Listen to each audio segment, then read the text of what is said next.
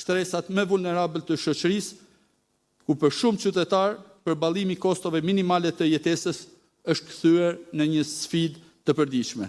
Në këtë kontekst, mungesa e një minimumi jetik të përcaktuar me ligj nuk është më thjesht një boshllëk ligjor, por është një problem i vërtet social me pasoja konkrete.